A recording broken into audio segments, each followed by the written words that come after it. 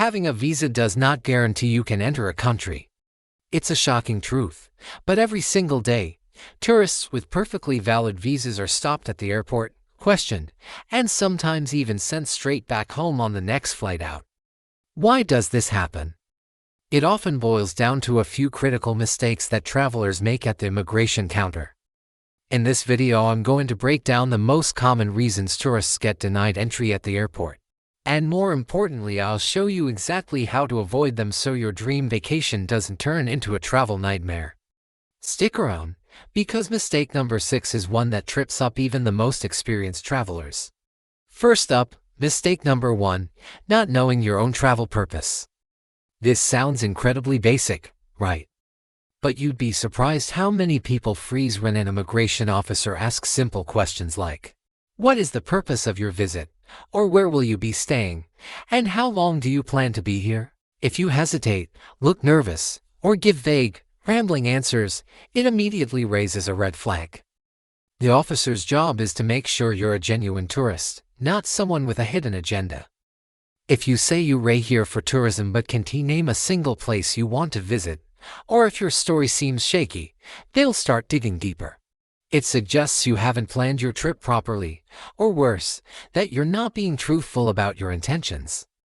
This leads us directly to mistake number 2, having no proof of accommodation. This is a huge one. Some travelers arrive at the airport with absolutely no hotel booking, thinking they'll just figure it out when they land. Others try to be clever and use a fake or unconfirmed booking reservation. This is one of the fastest ways to get your entry stamp denied. Immigration officers want to see that you have a legitimate place to stay. It confirms you're a genuine tourist with a plan. A fake reservation is even worse than no reservation because it's an act of deception. Officers can and do check these bookings. If they call the hotel and find there's no record of your name, you're in serious trouble. Always have a confirmed booking for at least your first few nights and have the confirmation email or printout ready to show. Next, mistake number 3, arriving with a one-way ticket. To an immigration officer, a one-way ticket screams, "I might not leave." Their primary concern is preventing people from overstaying their visas and working illegally. A return or onward ticket is your single best piece of evidence that you intend to leave the country before your visa expires. It shows you have a clear end to your trip and ties back home. If you only have a one-way ticket, you need a very good reason and a solid, believable plan for your departure. For example, maybe you're backpacking through multiple countries and have a bus or train ticket to the next destination. But for a typical tourist vacation, a return flight ticket is non-negotiable. Always have it booked and be ready to show the confirmation. It proves your intention to comply with their immigration laws. Let's talk about money. Mistake number 4 is having insufficient funds for your trip. Traveling isn't free, and immigration authorities know this. They need to be sure you can support yourself financially during your stay without resorting to working illegally. An officer might ask you, "How much money do you have for this trip?" They may even ask for proof.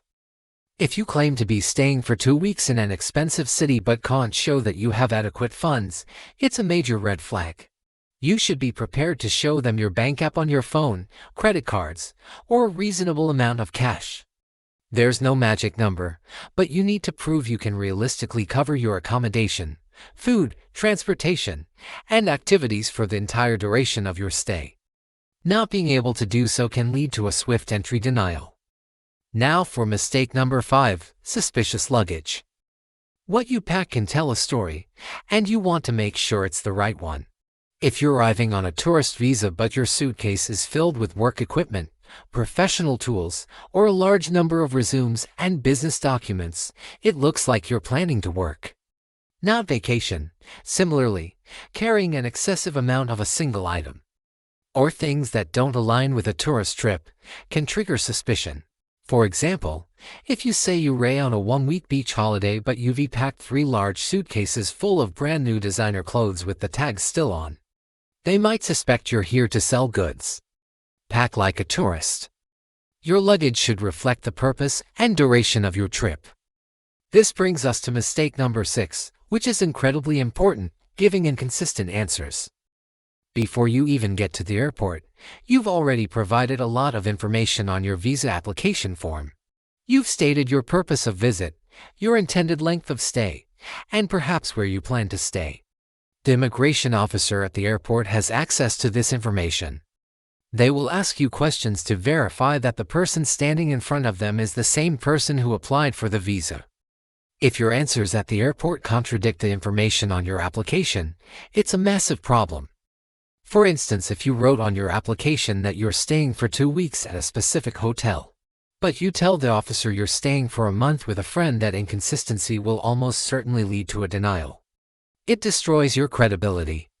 Always review your visa application before you travel so your story is straight and consistent. Finally, mistake number 7, having past visa or immigration issues. The immigration system has a long memory.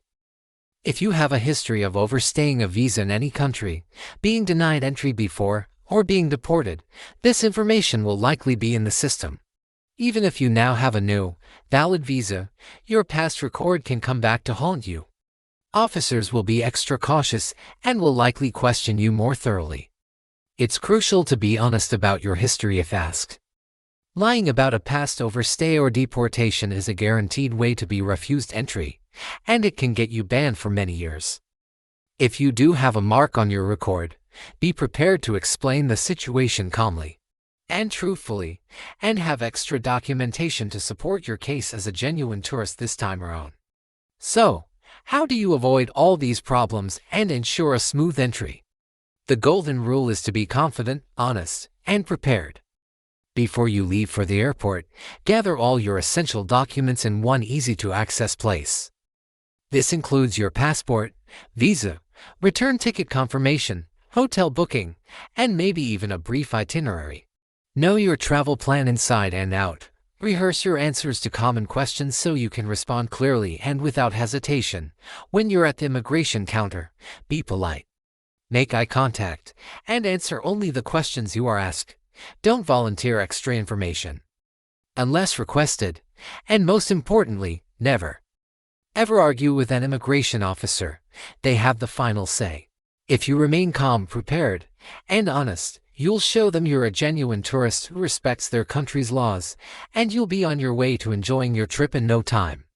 Have you ever been questioned at the airport or had a stressful immigration experience?